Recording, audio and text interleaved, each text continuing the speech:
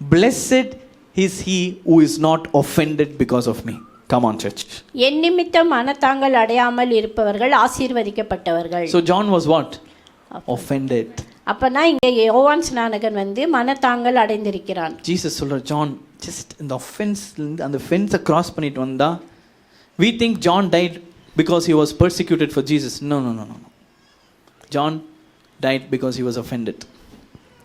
இங்கு இயேசுவினால் அவன் மரித்தான் என்று நாம் நினைக்கலாம். ஆனால் இங்கு அவன் மனத்தாங்கள் இயேசுவின் மேல் அடைந்திருந்ததினால் அவன் கொல்லப்படுகிறான்.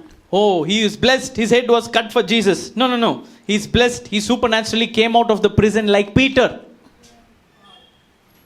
But he stayed offended and his head went. அங்கே பேதுருவை போல வெளியே வராமல் அவன் மனத்தாங்கள் அடைந்திருந்ததினால் அங்கு தலை துண்டிக்கப்படுகிறது. Is it blessed to get your head cut or come out of prison? Come out of prison. உங்கள் தலை துண்டிக்கப்படுவது ஆசீர்வாதமா இல்ல சிறைச்சாலையிலிருந்து வெளியே வருவது ஆசீர்வாதமா? Peter came out of prison.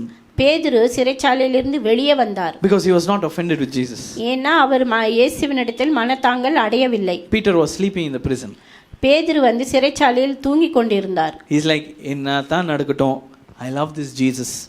He's too good to me. So I'm going to sleep. Whether they're going to kill me or not, I don't care. Jesus is my everything. He lived like that. This guy is like, when is Jesus coming to meet me? When is Jesus coming to my prison? When is he going to do something? He was like that. Their focus got shifted because of offense. பேதுரு என்னதான் நடந்தாலும் பரவாயில்லை, இயேசுவை நான் நம்புகிறேன், அவருடைய அன்பு என் மேல் இருக்கிறது என்று ஒரு நம்பிக்கையோடு இருந்தார்.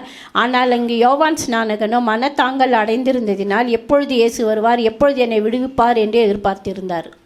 Look at your friend and say, don't be John the Baptist. Come on, tell him. யோவான் ஸ்நானகனை போல் இருக்காதீர்கள். Say, be a Peter. பேதுருவை போல இருங்கள். Who is Peter?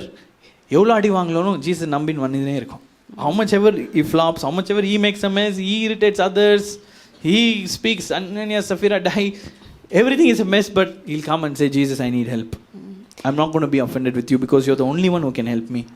பேதுரு எப்படி இருந்திருந்தாலும் எப்படி பேசினாலும் கடைசியில் இயேசுவினிடத்தில் வந்து நீர்தான் எனக்கு உதவி செய்ய வேண்டும், உம்மைதான் நம்பியிருக்கிறேன் என்று சொல்வார். So what does practical honor look like? நடைமுறையிலே கனப்படுத்துவது எப்படி இருக்கிறது? I honor, yes I honor. No. சும்மா honor வாயில சொல்ல முடியாது. Pharisees, that's what Jesus said. You honor me with your lips. Now, what does honor look like? ஒரு கனப்படுத்துவது எப்படி பார்க்கப்படுகிறது என்றால் வெறும் வார்த்தையில் பேசுவது மாத்திரமல்ல, உதடுகளில் சொல்வது மாத்திரமல்ல. If you want to practice honor, how many of you want to practice honor? Shout an amen. Come on.